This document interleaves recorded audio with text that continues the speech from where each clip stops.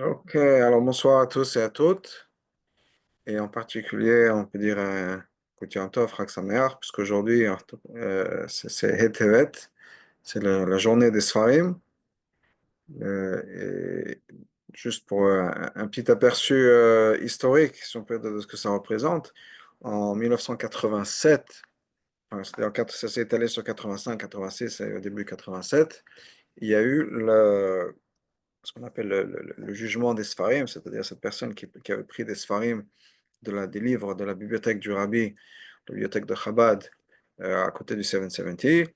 Et on a essayé de l'arrêter, c'est parti au tribunal, etc.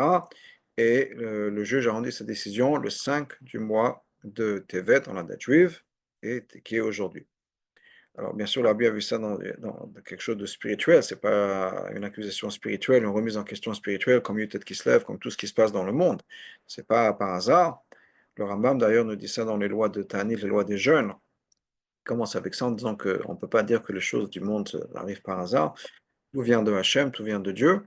Et s'il y a eu cette remise en question par rapport aux Sfarim, par rapport au concept de propriété privée, si on peut dire, d'un rabbi ou pas, quel est le rôle d'un rabbi, quel est le statut d'un rabbi, c'est que dans le ciel, il y a eu une certaine remise en question. Et le verdict est le verdict du ciel aussi. Et comme le rabbi a dit, étant donné que ce verdict s'est transmis par l'intermédiaire de livres, c'est une histoire de livres liés aux livres, aux Sfarim, donc c'est une journée liée aux Sfarim, liée aux livres. Et donc c'est la manière dont on célèbre aujourd'hui le 5 Tevet, c'est en achetant des livres, en investissant dans les livres, en réparant des livres, quelque chose lié aux livres, lié à l'étude de la Torah. Mais une des choses que le rabbi avait mentionné à travers toute cette histoire-là est le concept du rabbi et le rôle du rabbi. Et je mentionne ça, bien sûr, c'est le 5 Tevet, mais aussi parce que c'est lié à la paracha de la semaine. Et Yaakov Avinu, c'est marqué dans les Sfarim que Yaakov, le mot Nassi, qui est le terme dont on se sert chez Chabad pour parler du rabbi de la génération, qui est le chef, le leader de la génération, Nassi, c'est les initiales des mots Nitzutso Shel Yaakov Avinu, une étincelle de Yaakov, notre père, notre patriarche. Et ce qui veut dire que les Nessim, les tzadikim, qui sont les leaders de chaque génération, dans chaque génération, il y a un tzadik qui est le tzadik de toute la génération, et en fait une étincelle de Yaakov. Ce qui est dit sur Yaakov est important pour une leçon pour les autres Nessim, et vice-versa. Et dans la paracha de cette semaine, on a un pasuk, qui est un pasuk très étonnant. Et dans le contexte d'histoire, ça devient encore plus étonnant, parce qu'il y a encore plus de commentaires par rapport à ce pasuk. Si le pasuk était tel quel, ça irait. Le problème, c'est qu'il y a une contradiction entre le pasuk et le reste de la paracha. Et c'est quelque chose dont le rabbi a parlé, lié justement au rabbi. Pourquoi est-ce que, au rabbi précédent et au rabbi aussi. Pourquoi est-ce que le rabbi en avait parlé? Je remets ça dans le contexte. Le débat était quoi? La personne qui avait pris ces livres-là se disait être un héritier du rabbi précédent. La bibliothèque appartenait au rabbi précédent. C'est le livre dans lequel le rabbi précédent avait investi énormément de force et de sueur et de risques. Et de risques, il faut le mentionner, parce que en 1929, le rabbi précédent a été forcé de quitter la Russie. Il était forcé de deux manières, si on peut dire. Alors, juste pour amener un peu l'histoire, en 1927, le rabbi précédent est arrêté. La première sentence, Dieu préserve, a dû être la mise à mort. Ça n'a pas été fait. Ça a été transformé ou muté en années 9, 10 ans d'exil, qui ensuite ont été transformés en 3 ans d'exil. Et au bout du compte, il s'avérait que c'est juste 9 jours. Il est parti en exil. Il est sorti de prison, envoyé en exil le 3 du mois de Tammuz. Et le 12 du mois de Tammuz, on l'a informé qu'il allait être libre. Maintenant, le 12 du mois de Tammuz, c'était une fête régionale là où il était, dans cet exil-là, dans la partie asiatique de la Russie. Et il fallait attendre le lendemain, le 13 du mois de Tammuz, pour recevoir ses papiers, avoir les papiers signés, et qu'il puisse être libéré et partir. Maintenant, la Russie avait un intérêt à ce qu'ils partent, parce que le rabbi précédent leur causait beaucoup de problèmes, c'était vraiment une épine dans le pied, et donc ils étaient contents qu'ils partent, mais de l'autre côté, le se sentait forcé de partir, parce que s'il restait et continuait à faire son travail en Russie, Dieu sait ce que les communistes auraient fait. Et donc, il fallait qu'il parte. Mais avant de partir, il a demandé, exigé que toute sa bibliothèque puisse partir avec lui. Alors, c'est pas juste, on pense, des livres juifs, c'est aussi une bibliothèque qui est considérée comme un trésor national pour la Russie, puisqu'il s'agit d'anciens livres, etc., entre autres, qui étaient entre certains imprimés en Russie et certains d'autres. Et les Russes avaient un intérêt économique, culturel, à garder ces livres à l'intérieur de la Russie communiste. Donc, au départ, ils n'ont pas voulu laisser partir. Et le rabbi dit, je ne pars pas sans mes livres.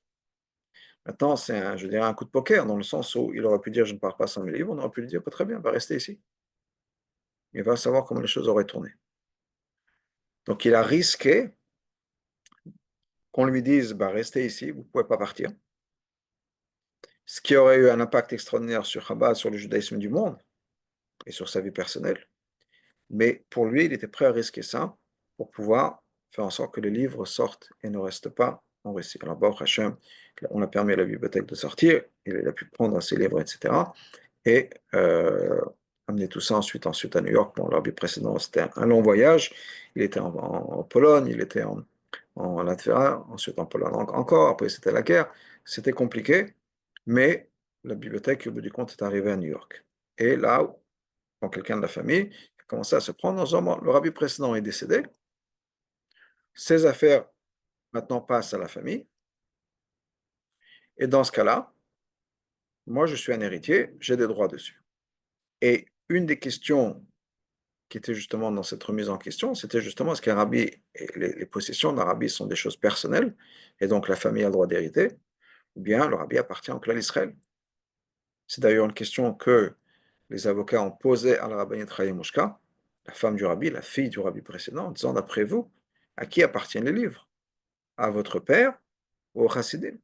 Et la rabbinite Chayemushka a une réponse extraordinaire qui était mon père et les livres appartiennent au chassidim. Un rabbi n'est pas un individu personnel, une identité personnelle, qui a un travail de 9 à 5, si on peut dire.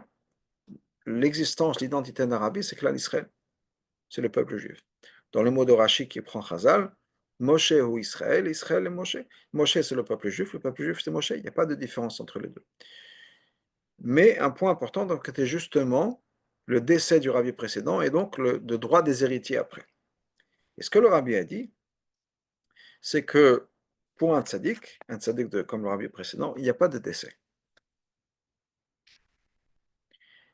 Quelle est la source de ce concept-là? La paracha de cette semaine. On va regarder dans le Chumash, je vais partager le Chumash et le commentaire de Rashi qui vient de l'Agmara. On a une chose suivante. Donc, Yaakov réunit tous ses enfants avant de décéder. Je dis le mot décéder, mais on va voir le problème. Et il leur donne les brachot et des enseignements, etc., des choses à faire. Et ensuite, le pasuk nous dit la chose suivante. Donc, on est dans Bereshit, Perek Mem Tet, pasuk Lamed Gimel. Vaechal Yaakov letzavot et banav. Yaakov a fini de donner ses instructions à ses enfants. Vayesof raglav ilamita. Il a mis ses pieds vers le lit. Les commentaires expliquent ce que ça veut dire. Vaïkva, il a expiré, Vaïessof et Lamav, il a été rassemblé, réuni vers son peuple, c'est-à-dire il a retrouvé ses parents. Il a expiré, Vaïkva, il a expiré, Vaïessof et Lamav, il a été réuni. Alors, Rashi nous dit la chose suivante. Vaïkva, Vaïessof. On est en bas dans les mots ici, c'est Rashi. Mita l'onemrabo, c'est pas marqué qu'il est mort. Dans ce passouk-là qui nous parle de la mort de Yaakov, nulle part il est marqué que Yaakov est mort. Il a expiré, il a été réuni avec ses parents, avec ses ancêtres, mais pas qu'il est mort. Et Rachid nous dit, Amor Abotenu, nos sages nous ont dit, Yaakov Avinu l'omet, Yaakov Avinu n'est pas mort. Nulle part c'est marqué que Yaakov est mort. Donc, il y a ce passage-là qui nous dit, Yaakov Avinu l'omet. Alors, qu'est-ce que ça veut dire? J'ai dit tout à l'heure que c'est plus compliqué parce que on voit des choses qui se passent plus tard. Et entre autres, on va passer dans l'Agma, je ne vais pas continuer avec le Chumash, mais l'Agma pose la question sur ce passage-là. L'Agma nous demande qu'est-ce que ça veut dire qu'Yaakov n'est pas mort. Pourquoi? On va voir qu'on va l'embaumer. On va voir qu'on va l'enterrer. On va voir que ces enfants, plus tard, vers la fin de la paracha, dès qu'ils ont vu que Yaakov était mort et que Yosef a commencé à garder une certaine distance, mais on parle du fait que les enfants ont vu, les Shvatim ont vu que Yaakov est mort. Comment est-ce qu'on peut dire qu'Yaakov n'est pas mort? Donc, la source d'après est la Gemara. C'est une Gemara dans Tanit, Tafher Moudalev. Et c'est en bleu. Amar le Rav Nachman, le Rav Yitzchak. Pardon, on va passer la ligne dessus, la ligne en haut. Rav Nachman et Rav Yitzchak avaient yatvi beseudata. Rav Nachman et Rav Yitzchak étaient assis à un repas. Ils étaient une seuda. Amar le Rav Nachman et Rav Yitzchak. Rav Nachman se tourne vers Rav Yitzchak. Il dit, le mamar milta. Dites un mot.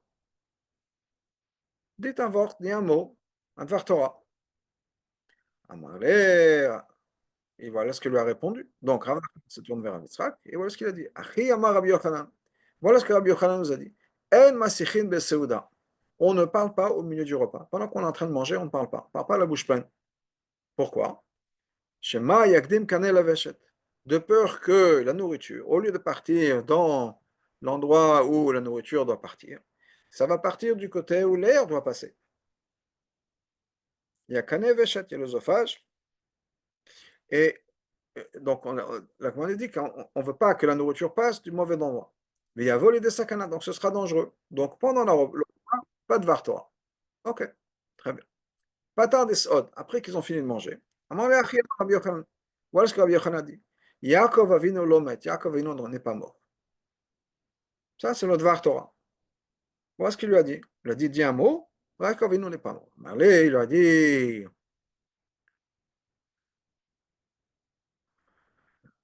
il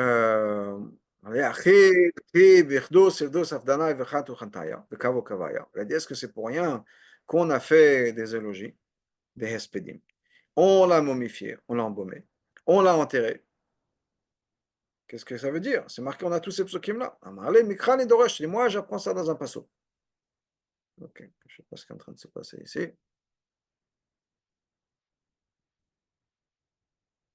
Okay.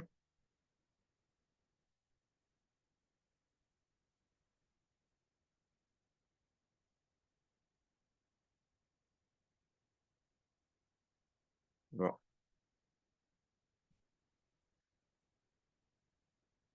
No one seems to know this, but Amazon actually has a $50 million fund that they have to pay out every single month. And here's how you can get it.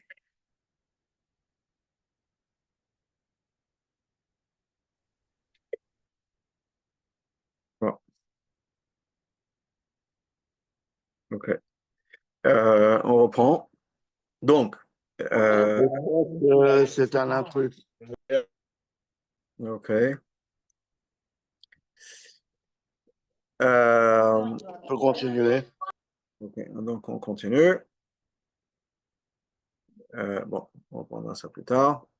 On partagera plus tard. En tout cas, donc, pour revenir à ce que j'ai dit tout à l'heure, c'est que le Yaakov Avinu a donc, la Gemara pose la question, mais pourquoi, qu'est-ce qui se passe, etc. Je vois si je peux récupérer la Gemara, le texte, après ce qui s'est passé. Donc, qu'est-ce qui s'est passé donc au niveau de Yaakov? Et la Gemara nous dit, ok, voilà, je vais pouvoir reprendre la Gemara, qu'est-ce qui s'est passé? Désolé de ça. Donc, la Gemara nous dit, Mikrani Doresh, je prends un pasouk, Mikrani Doresh, on est là. Shenema, Vata, Altira Avdi Yaakov, Noum Hashem, Valtachat Israël. Toi, mon serviteur Yaakov, n'aie pas peur, Israël n'est pas peur, Kini Moshiach Merachok, Vezarecha Mereshavim. Et je vais te délivrer, toi et ta descendance, de l'endroit des terres de prison. Makish hu le Zaro, et on compare Yaakov à sa descendance. Ma Zaro Bachaim Afu Bachaim. De la même manière que sa descendance est en vie, lui aussi est en vie. Et ça, c'est ce que l'Agma nous dit. C'est-à-dire que ce que l'Agma nous dit, c'est que ça dépend de la descendance. Ça dépend de la descendance. Maintenant, Ça, c'est pour résoudre la contradiction qu'on a entre le texte qui nous dit qu'Yaakov n'est pas mort, et ensuite c'est marqué qu'on l'a enterré, c'est marqué qu'on l'a momifié, etc., etc. Mais sur ce concept-là, Yaakov Avinu l'homme, parce que c'est jamais marqué, c'est pas marqué qu'il est mort, on a ici toute une liste de commentaires. Et les commentaires vont se mettre plus ou moins sur disons, deux positions. Une qui est qu'effectivement Yaakov n'est pas mort. Alors il faudra expliquer ce qui s'est passé. Une autre, c'est que c'est quelque chose de plus spirituel. Effectivement, physiquement parlant, Yaakov est mort, mais il y a d'autres interprétations, d'autres sens à tout ça. Alors, on va un peu faire le tour des commentaires qu'il y a, partager avec vous un peu certains commentaires qui sont mentionnés par Chazal, et je voudrais finir ensuite avec ce que le rabbi nous explique sur ces concepts-là. Alors, une des choses qui est mentionnée dans les Sfarim, c'est qu'effectivement, et ça c'est quelque chose qui est mentionné par plusieurs, c'est qu'il y a quelque chose de différent dans la mort de Yaakov par rapport à la mort d'autres tzadikim. Alors on sait, le Zohar nous dit qu'un tzadik, ça c'est vrai de manière générale, un tzadik qui a quitté ce monde est encore plus présent dans ce monde qu'avant son décès, avant sa mort. Et l'Admour Hazaken nous explique dans Tania pourquoi. Pourquoi est-ce qu'il est encore plus présent? Donc il est aussi présent, autant présent, présent également, mais pourquoi encore plus qu'avant? Et il nous explique que la vie d'un tzadik, c'est quoi? La vie d'un tzadik, c'est pas la vie de son corps. Pour reprendre un autre exemple qui est mentionné dans Tania, quand on parle, Hillel disait qu'il allait rendre service à une pauvre personne, il parlait de son corps, il allait s'occuper de son corps, des besoins de son corps. Pourquoi? Parce qu'il ne s'identifie pas avec son corps. Pour nous, on s'identifie souvent avec notre corps. Quand quelqu'un dit j'ai faim, j'ai soif, je ne suis pas de bonne humeur, de quoi on parle? On ne parle pas de notre neshama. Notre neshama n'a pas soif, n'a pas faim, n'est pas de mauvaise humeur. Quand on parle de dire il y a quelque chose qui me dérange, je ne suis pas bien, etc., tout ça, c'est notre corps, en tout cas notre côté physique de la personne, physique, émotionnel, etc. Ce n'est pas la neshama. La neshama n'a pas soif, n'est pas fatigué, n'est pas de mauvaise humeur, n'a pas une journée difficile au travail nécessairement. C'est le côté physique. Les tzadikim, eux, n'ont pas cette confusion et sont très conscients du fait que leur vie, c'est une vie spirituelle. Leur identité, c'est leur identité spirituelle et divine. Maintenant, ici sur Terre, plongés dans un corps, ils ont certaines choses qui vont les empêcher de vivre pleinement leur identité. Ils ne sont pas eux à 100%. Parce que si eux à 100%, ce ne sont juste une réalité spirituelle et divine, manger, c'est un compromis. Dormir, c'est un compromis. C'est du temps qu'on ne peut pas passer à faire ce que Hachem attend de nous. Manger, c'est un compromis. Le fils du Maguid de Mezrich, Avraham Amalach, avait demandé à un docteur, il a pris un rendez-vous chez le docteur, il a dit voilà, je veux savoir quel est le minimum que j'ai besoin de manger pour rester en bonne santé. Et l'autre, ça ne m'intéresse pas. De quoi j'ai besoin? Donc tout ce qui va se passer, toutes les affaires du monde, alors oui, ils sont importants, etc., mais tout ça, c'est des compromis par rapport à ce que ma vraie identité, qui est ma relation avec Hachem, ma neshama, etc. Donc, on vit une vie compromise. Une fois que la neshama n'a plus besoin du corps, après ce qu'on appelle nous la mort, la neshama peut vraiment vivre à 100%. Et ici sur Terre aussi. C'est-à-dire, elle peut être là pleinement, vivre sa vie, vivre son rôle, qui est d'être là pour les autres, etc., sans avoir à passer du temps sur ses besoins physiques. Donc, c'est une vraie vie, et c'est pour ça qu'il est encore plus présent ici sur Terre qu'il n'était avant, alors qu'il y avait certains aspects physiques du corps qui étaient là, qui empêchaient les choses. Ça, c'est de manière générale pour tous les tzadikim. Mais il y a quelque chose de particulier à Yaakov, parce qu'on parle de Yaakov qui n'est pas mort. Yaakov et Moshe. Mais pour l'instant, on parle de Yaakov. On va rester concentré sur Yaakov. On ne dit pas ça sur Abraham et sur Yitzhak. Donc, qu'est-ce qui est différent chez Yaakov? Alors, une des choses qui est expliquée dans les Sfarim, c'est que Yaakov a une relation particulière avec Zaro, avec le peuple juif. On est appelé Bnei Israël, Am Israël. Israël, c'est qui? Israël, c'est Yaakov. Donc, ce qui s'est passé, c'est que la Neshama de Yaakov s'est transférée ou a changé de corps, et maintenant le nouveau corps de la Neshama de Yaakov, c'est Am Israël. C'est la descendance.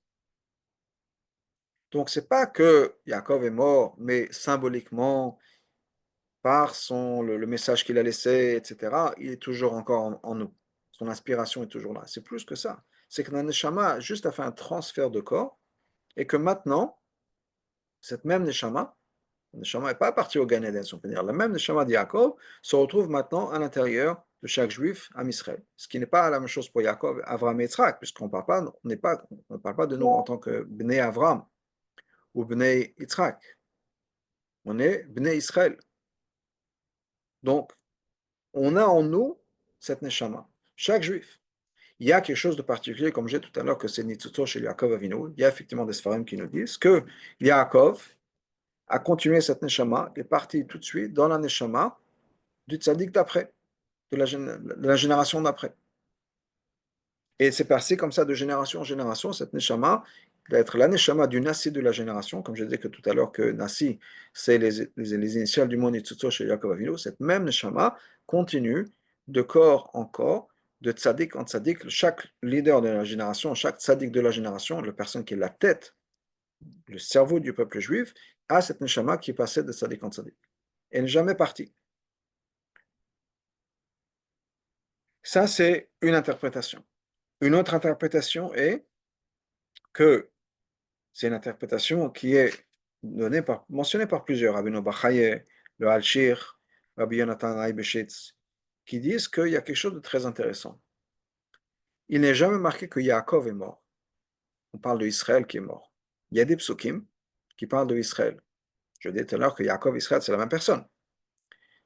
Mais nulle part on voit le pasuk où on mentionne la mort par rapport à Yaakov, mais il y a des psukim où on mentionne la mort par rapport à Israël. Et c'est pour ça que c'est marqué que Yaakov va venir le mettre. Yaakov, lui, n'est jamais décédé. Cette mida, cette madriga de Yaakov est toujours restée en vie. La madriga de Israël, elle, effectivement, elle est morte. Alors, c'est étonnant parce que la madriga d'Israël, on sait qu'Israël, c'est plus élevé. Israël, c'est composé des mots li, roche, la tête. Yaakov, c'est ekev, c'est le talon. Comment ça se fait que le madriga le plus supérieur, le niveau le plus élevé, est celui qui est parti, qui a disparu, et le niveau le plus bas est celui qui est resté? Le Tolot, le Tolot Yaakov Yitzhak, qui est donc un des Tamidim du Baal Shem Tov, explique la chose suivante. Il explique que, justement, les madrigotes les plus basses et les madrigotes les plus humbles, elles sont toujours là. Les madrigotes les plus élevées, c'est là où il pourrait y avoir peut-être un danger de gava, d'orgueil, et c'est là où il peut y avoir quelque chose qui va se passer. Dans l'humilité, dans les difficultés, en général, on est plus humble et on a tendance à être plus stable, si on peut dire. Et il y a un niveau de émet, de vérité, et on dit que la vérité, c'est quelque chose qui est éternel, qui est d'ailleurs une des explications que donne pourquoi c'est Yaakov, particulièrement celui qui n'est pas décédé, parce que Yaakov représente cette médaille de émet, Iten émet le Yaakov, l'émet, la vérité était donnée à Yaakov. Il y a justement quelque chose de particulier par rapport à Yaakov. Et la vérité, c'est aussi dans l'humilité. Les madrigotes les plus élevés, les plus sophistiqués, des fois oui, des fois non. C'est pas la même chose. Mais il y a quelque chose de profond dans l'humilité, dans l'action, dans les choses les plus bas, les choses les plus basses qui ont, ou comme j'ai dit tout à l'heure, quand il y a des moments de crise, il y a des moments de difficulté, on retrouve une certaine vérité en nous. On se retourne vers même. Voilà, malheureusement, on voit ce qui se passe avec le 7 octobre. Il y a un réveil de vérité, un réveil des deux côtés du monde, si on peut dire, dans le côté positif et malheureusement le côté vérité, dans le côté négatif, où les gens qui cachaient un peu leurs sentiments, maintenant ils sont ouverts. La vérité a été mise à jour. Quand tout va bien, des fois ou quand tout va très bien, on peut oublier Hachem, on peut oublier les bonnes choses. C'est pour ça que le Toldot nous dit, c'est ça cette leçon qu'on apprend. Pourquoi Israël a pu mourir et Yaakov est toujours là? Israël, c'est les madrigotes les plus élevés. Ça, il peut y avoir danger. Quand tout va bien, quand tout est extraordinaire, etc., il peut y avoir danger. Dans les moments de crise, les moments de difficulté, les moments de bataille, ça peut être une bataille interne, ça peut être une bataille avec soi-même, ça peut être une bataille autour, il y a une certaine force qu'on trouve. Et c'est pour ça que Yaakov est toujours resté à l'opposé d'Israël. Ça, c'est une chose qu'on retrouve. Rabbi Bachaï nous donne une autre interprétation de ce que ça veut dire que Yaakov n'est pas mort, c'est que Yaakov n'a pas eu les sentiments, la souffrance qui est associée avec la mort. général, quand la mort, malheureusement, est difficile et douloureuse. Pour Yaakov, non. Donne l'exemple comme un fruit qui est mûr. Le fruit qui est mûr, il tombe tout seul. Et pas, quand la neshama était prête, elle était mûre, elle va tout seul. Ça, c'est une explication. Le Ramban donne une autre explication, qui est que il n'y a pas eu que je retrouve mes notes, ce que j'avais préparé. Le,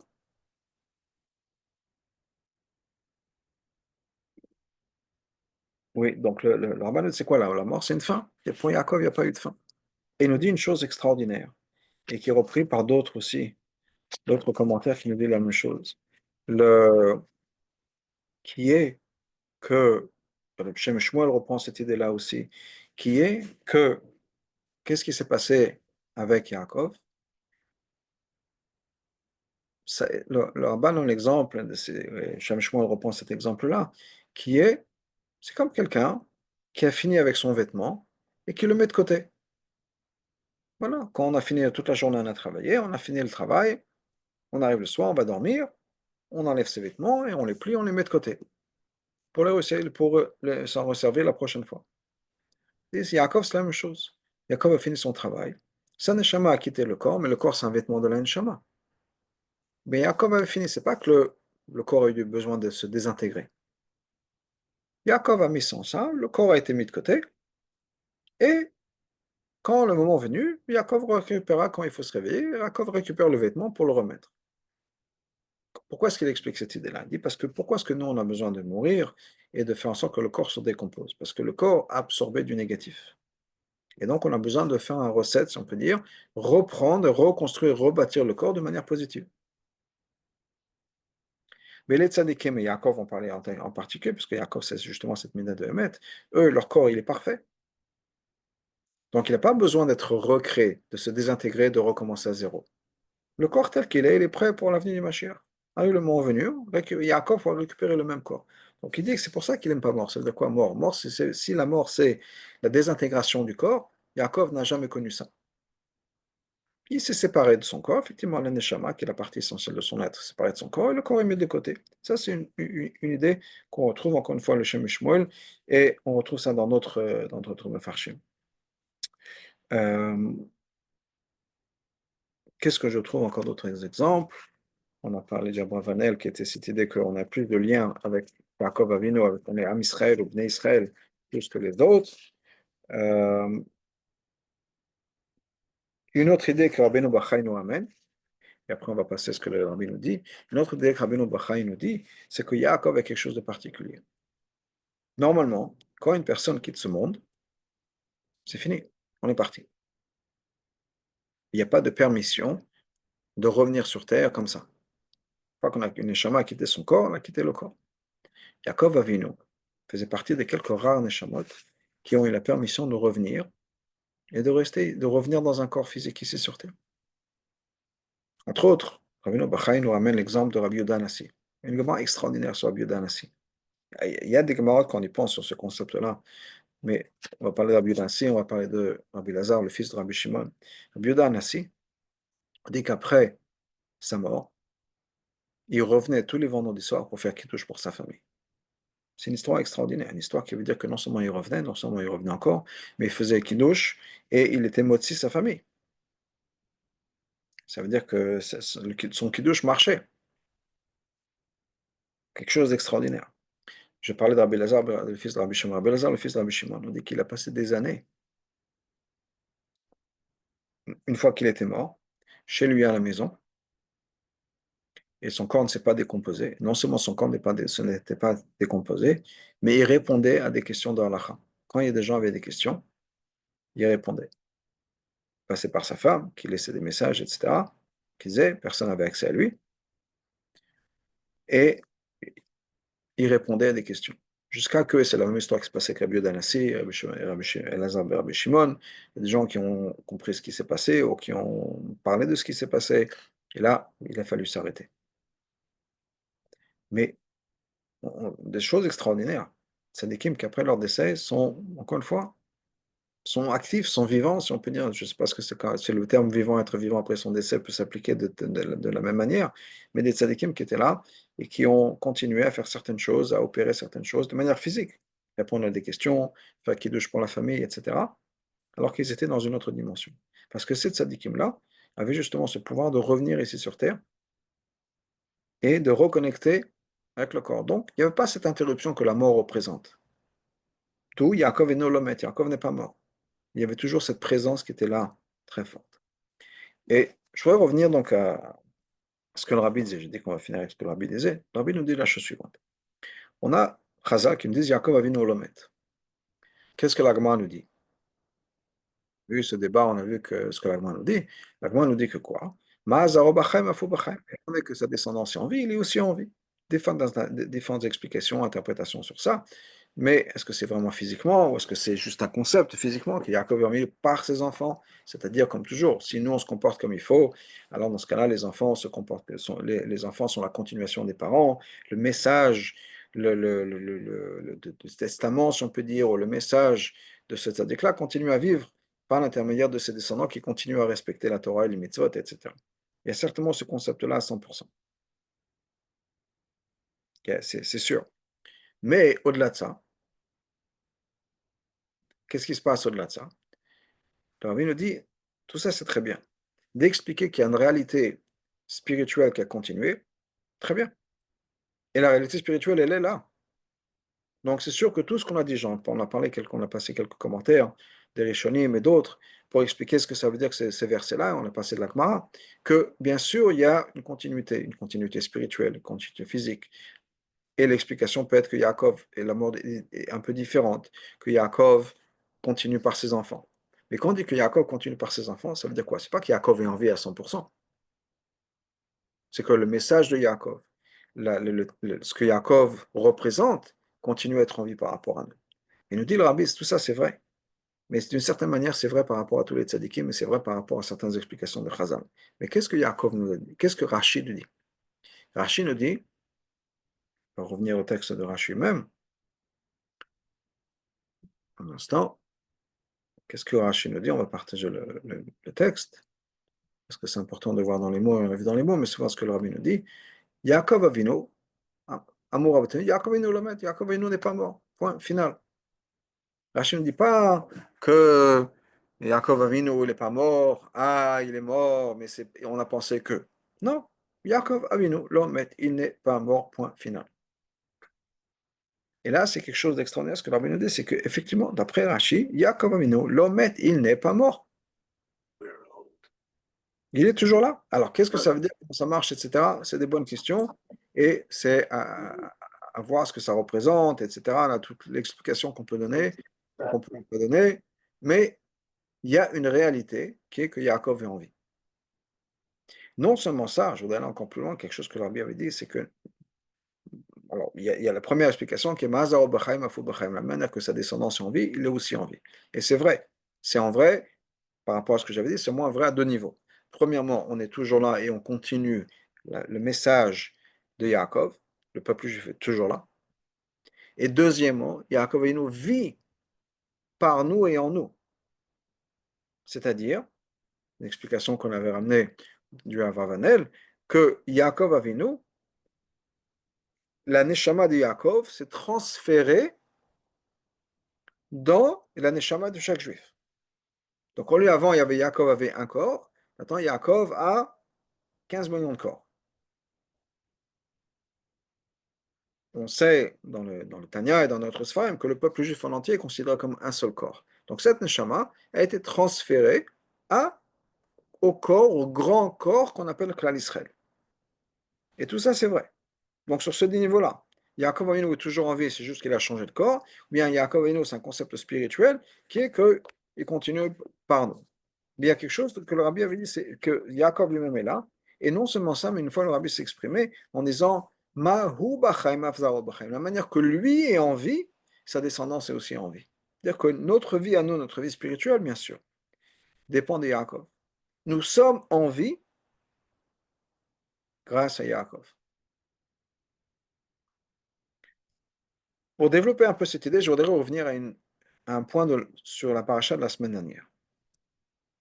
Dans la paracha de la semaine dernière, on a le compte de toute la famille qui est venue en Égypte. Il y a 69 personnes en tout. 66 sont venus en Égypte. Ensuite, on a Yosef, 67, et Ephraim et Ménaché, 68 et 69. 69 personnes. Le problème étant que la Torah nous parle de 70 personnes qui sont venues en Égypte. On a 70 personnes qui sont venues en Égypte. Et les commentaires se posent la question, ça commence depuis Chazal, dire, mais qui est la 70e personne? Qui est cette 70e personne? On a une liste de 69, pas 70. Qui est numéro 70? Rashi ramène que c'est Yocheved. Yocheved, la mère de Moshe, la fille de Lévi, Lévi des 12 frères, des 12 Shvatim, était numéro 70. Pourquoi elle? Elle est parce qu'elle n'est jamais partie d'Égypte. Elle, pardon, jamais partie d'Israël. Sa maman était enceinte d'elle, donc elle n'a jamais existé. Et elle est née en arrivant en Égypte. Donc elle est arrivée en Égypte. Mais elle ne fait pas partie des 69 qui ont quitté Israël. Voilà pourquoi on ne la compte pas tout de suite dans les 70. Ça, c'est une opinion. Une autre opinion dit que c'était Hachem. Hachem a dit à Yaakov, je vais descendre avec toi. Et c'était Hachem. Une autre opinion dit que c'était Yaakov lui-même. Yaakov était numéro 70. Et ce que le rabbi nous explique, c'est quelle est la différence. Pourquoi ces trois opinions? Qu'est-ce que chaque opinion représente? Qu'est-ce qu'elle veut dire? Quel est le message de chaque opinion? Pourquoi est-ce qu'il y a un débat? Est-ce que c'est Yocheved? Est-ce que c'est Yaakov? Est-ce que c'est Hachem? Quelle différence? Ce que le rabbi nous explique, c'est qu'en fait, c'était quoi cette 70e personne? Cette 70e personne, c'était la personne qui allait les aider à traverser l'Égypte, l'esclavage d'Égypte. Qui va être cette personne-là qui va pouvoir les aider? Le chiffre 70, c'est un chiffre qu'on retrouve dans deux contextes. On parle des 70 nations du monde. Donc, le chiffre 70, c'est lié aux nations du monde. On a aussi le chiffre 70 chez nous, à l'intérieur du peuple juif, qui est, par exemple, les 70 anciens, le sage du Sanhédrin. Ils sont 70, mais après, il faut qu'on ait un de plus pour pouvoir départager. S'il y a un conflit où tout le monde n'est pas d'accord, on ne peut pas avoir un Bédine où il y a un chiffre pair. Parce qu'après, on peut se retrouver dans une situation où il y a 35 d'un côté, 35 de l'autre, on ne sait pas comment voter. Donc, comment trancher? Il faut toujours qu'il y ait une personne de plus, un chiffre impair. Donc, c'est 70 plus 1. Mais 70, c'est les skenim, c'est les anciens du peuple juif. C'est-à-dire qu'il y a ce concept-là, ce 70, c'est un concept important. C'est pour ça que la Torah nous dit qu'il y avait 70 personnes qui sont arrivées en Égypte. La question, c'est qui allait compléter ce chiffre-là? Qui va faire en sorte qu'on ait ce chiffre parfait, soit par rapport à l'implication ou l'impact qu'on va avoir sur l'Égypte, ou bien par rapport à nous-mêmes? Qu'est-ce qui va nous aider, en mot plus simple, à survivre l'Égypte, à rester des bons juifs, à travers toutes ces années d'Auschwitz, des 80 ans de servitude, etc., avec des enfants qui sont nés à Auschwitz, des petits-enfants qui sont nés à Auschwitz, derrière petits-enfants peut-être nés à Auschwitz. Pourquoi est-ce qu'ils vont vouloir rester juifs? Pourquoi est-ce qu'ils vont vouloir... Ça va les intéresser d'avoir une relation avec Hachem. Qu'est-ce qui va nous aider à faire ça? Alors, je vais juste mentionner une opinion, parce qu'on a pensé les deux autres, c'est Yocheved ou Hachem. En parlant de Yaakov, une opinion qui dit que c'est Yaakov qui va nous aider avec ça. La présence de Yaakov en Égypte, Yaakov est venu avec sa famille, la présence de Yaakov en Égypte, c'est ça qui a permis au peuple juif de survivre à ces années d'horreur et de pouvoir vouloir sortir, de pouvoir devenir le peuple juif. Et ça, c'est ce que Yaakov a représenté, et c'est ce que Yaakov a donné à sa famille. Quand on dit qu'Yaakov a venu l'Omet, c'est la présence de Yaakov qui va permettre, à travers toutes les années d'exil, de pouvoir faire en sorte qu'on continue à être juif, qu'on continue à vouloir faire ce qu'Hachem nous demande. Donc quand on dit que Yaakov, Ma Zao Bachem Afu Bachem, ou comme le Rabbi l'avait dit une fois, c'est Mahu Bachem Afzao Bachem, la manière que lui est en vie, nous sommes en vie. Ça veut dire que c'est grâce à Yaakov, grâce aux enseignements de Yaakov, grâce à la présence de Yaakov, que nous continuons à vivre en tant que juifs. Et qu'on n'a pas tout lâché, tout largué avec tous les pogroms et tous les antifadas et les camps de concentration et tout ce qui s'est passé à travers toute l'histoire juive. Pourquoi est-ce qu'on est encore là? C'est grâce à Yaakov, grâce à la Torah, grâce à la présence de Yaakov et grâce à Nitzutso shel Yaakov Avinu, Onessim, à travers les générations. C'est tzadikim qui, à travers les générations, se sont battus leur Neshamot est venu ici sur Terre pour nous aider à rester connectés avec Hachem. Donc, ça va dans les deux sens. Ma'azaro b'chaim afu b'chaim. Si nous sommes en vie, alors Yaakov est en vie. Donc, à nous de faire ce qu'on peut pour vivre pleinement notre judaïsme, de la manière la plus parfaite, pour pouvoir effectivement faire en sorte que Yaakov soit en vie. Sa vie dépend de nous, mais de l'autre côté, nous dépendons aussi de lui. Donc, il faut savoir que si, à nous, quand on est des bons juifs, on fait ce que Hachem nous demande, etc., on aide et on donne une certaine énergie, une certaine vitalité à Yaakov. Mais il faut aussi savoir que la vie que nous avons aussi, c'est grâce aux Nessim de chaque génération, grâce à Yaakov, donc depuis le premier, et aux Nessim dans chaque génération, c'est eux qui nous donnent cette flamme, cette vigueur, cette énergie de vouloir nous connecter avec Hachem. Plus particulièrement au jour d'aujourd'hui, et Tevet, ça se passe en faisant ce que l'Arabie nous a demandé, d'acheter des livres. Et chaque jour, il y a ce message. C'est étudier Chita Terambam, faire en sorte que le Nassi de notre génération nous donne, lui, cette énergie afin que nous puissions faire ce que nous avons besoin de faire, mais de l'autre côté, à nous de faire ce que nous avons besoin de faire. Donc on a cette énergie, on a cette capacité, mais il faut mettre ça en pratique. Donc que Dieu fasse qu'on puisse mettre en place tout ça, toutes les choses qu'on a besoin de faire, et que, comme l'Agma nous dit, c'est quoi le passouk dont on parle de Yaakov? Que je vais réunir, je vais te faire revenir en Israël, toi et ta descendance. Ben, qu'on puisse tous revenir en Israël, que la descendance de Yaakov puisse tous revenir en Israël avec l'avenue du Mashiach, qu'on puisse être réunis avec Yaakov, avec Yitzhak, avec Abraham, et bien sûr avec tous les tzadikim et notre Rabbi en particulier, le Rabbi Aminu Mamash.